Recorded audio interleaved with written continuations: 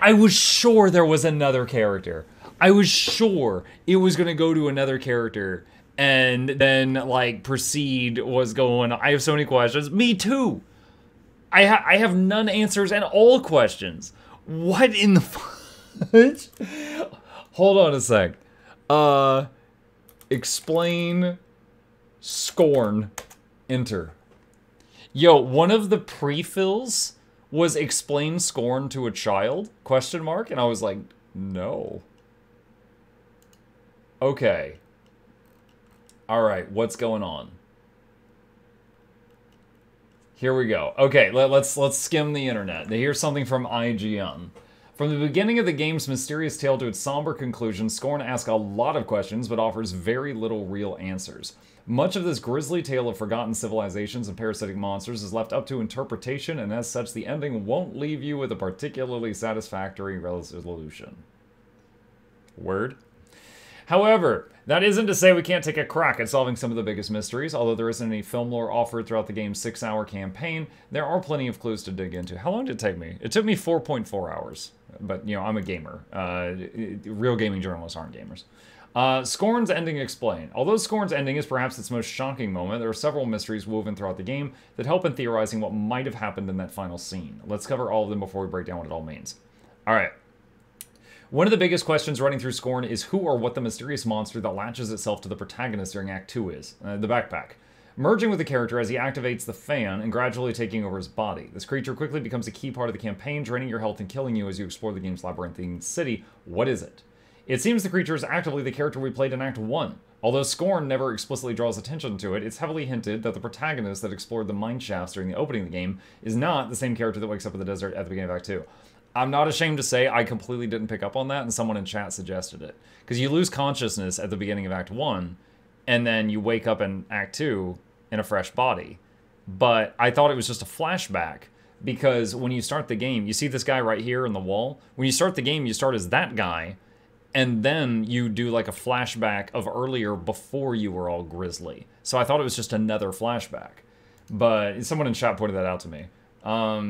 After blowing up the large organic tree structure in the opening act, the liquid that drains from the fleshy mass appears to infect the playable character, as we see when tentacles cover his hands during the chapter's closing moments. The rest of the game suggests that we turn into some kind of parasitic monster that feeds on others.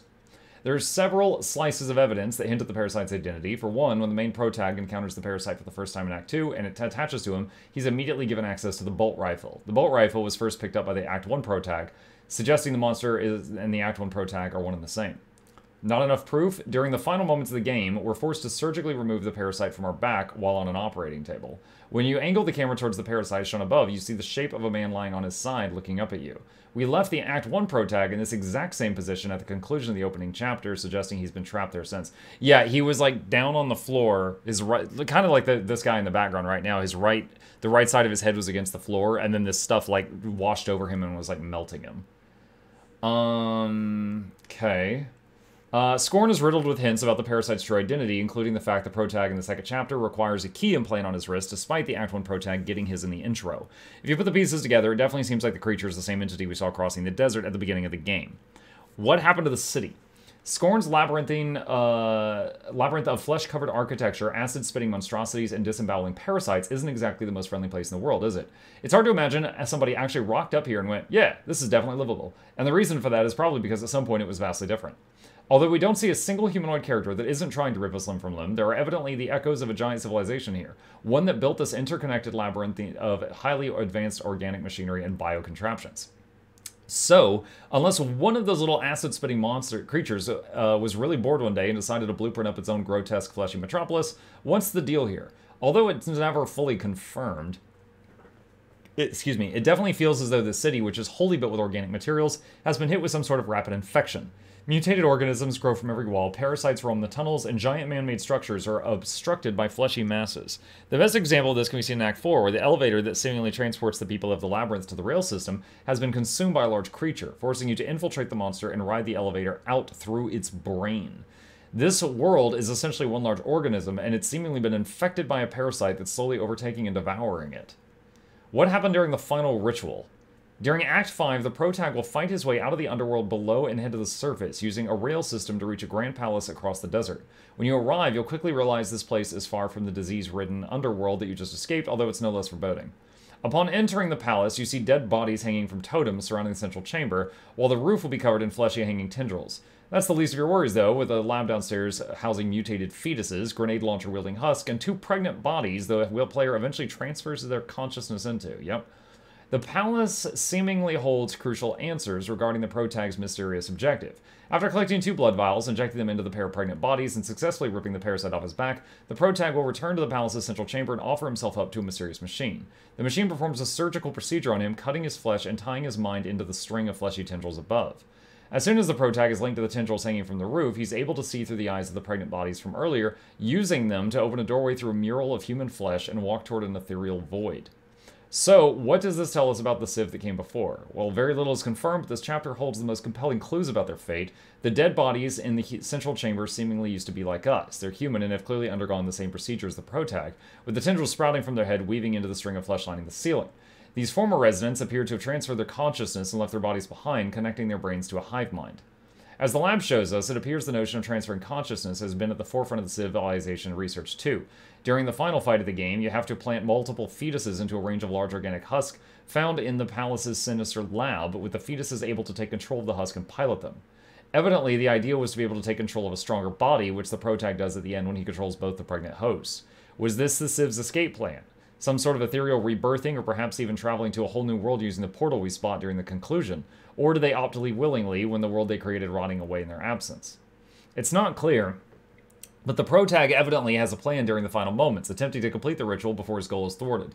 Considering we see a fair amount of bodies connected to the hive mind in the central chamber, it does seem like at least some of the humans that came before were successful in their attempts to complete the same ritual. Rebirth. Before we put the pieces together, it's also worth noting the game's adamant focus on the theme of rebirth. Good night, Mugachai. Good night, Matsu. When the protag in Act 1 is consumed, we cut to the main protag emerging from a cocoon and yanking out an umbilical cord, almost as though he's being reborn. Then there's the minecart puzzle segment in Act 1, where we pluck an egg from a wall and break it to reveal a helpless creature, essentially birthing it into the world. Meanwhile, the entire parasitic story arc revolves around rebirth. The monster latches onto us and tries to take over our body, attempting to rebirth itself through us. Then when we reach the palace, the parasite is detached and the protagonist is reborn into the 2 pregnant hosts. However, the parasite returns, consuming the protag and forcing him to be reborn as part of the creature. Rebirth is evidently one of the key ideas of the game, with much of Scorn revolving around a cycle of life, death, and rebirth. What does it all mean? Putting everything together, what's actually happening? Admittedly, there's a lot of blanks that will seemingly never be filled outside of speculative theories, although what we can decipher is both of the game's protags have a singular goal. Cross desert, reach palace, commence a ritual, and an attempt to ascend. We see the Act 1 protag attempting to cross the desert during the opening cutscene, falling into the labyrinth below the ground and eventually succumbing to the infection, ravaging the subterranean city. After seeing the first protag story end, we cut to the second protag sometime later. He also attempts to cross the desert to reach the palace, and is largely far more successful. His adventure sees him eventually meet a malformed version of the Act 1 protag who latches onto him and slowly begins to consume him. The parasite becomes more and more vicious over the course of the game, transforming the protag into something inhuman. After a long stint through the labyrinth city, the pair arrive at the palace, where the protag detaches the parasite from his back, although it doesn't kill it. He then undergoes a painful procedure where his consciousness is tied to the palace's hive mind, allowing him to control other beings. Using 2 pregnant husks, he begins a ritual, opening the door through a fleshy mural towards a mysterious portal that will seemingly allow him to leave the palace behind, much like the humans who lived here before. Just as he's about to ascend, the parasite returns, disrupting the ritual, merging with the protag and growing into a giant mass of flesh. Protag reborn, not in the ways expected. He's doomed to spend eternity rotting away as part of a grotesque mass of flesh and bone. How wholesome. That's it. That's all it says. Now, I'm sure that there's other endings and stuff explained, but wow. All right, so yeah, we definitely kind of figured out on our own the the Act 1 was the Act 2 backpack. And obviously it was consuming the protag at the end, and we saw the portal. I didn't put together that the other people in the machines with their brains cut open, attached to the ceiling, were all just, their consciousness left their human body and moved on somewhere. I also didn't really understand the whole planet being organic, but then it got a virus or something like that. That's pretty freaking wild. Clearly it should all be burned down. Yeah, someone just throw a match on this place. And they're the final portals like heaven, and you try to reach heaven before dying. Apparently the official art book has more info too. That is pretty freaking crazy. I wonder... Here, hold on. This is... What is this? PC games. Do they have anything we don't already know? Yourself, your entity, you push into the core, the fertility temple. Hey, I called that one. Search a procedure that ensues connected to your neural network, and your mind transitions to imprinted figures. Its ending may serve as a tragic representation of miscarriage caused by vanishing twin syndrome. Huh? Or the development of conjoined twins. It might also infer how progeny necessitates a collapse of the self as you become an inexorable part of the greater whole. Either way, it's a game that invites conversation, and the events of its story are certain to stick with you in the foreseeable future. Instead of transcending through the portal, both pro tags of Scorn fuse into a twisted monument, a still birth of twin beings. Wow, I mean, accurate, but not how I would describe it. That's horrifying. Okay, well, chat, that was a wild ride. Finished it a little faster than I thought we would, but yeah, that was Scorn. If you have any, if you watch this later on YouTube, you have any input that I didn't come up with, feel free to put it in the comments below. I'll read it. Woo!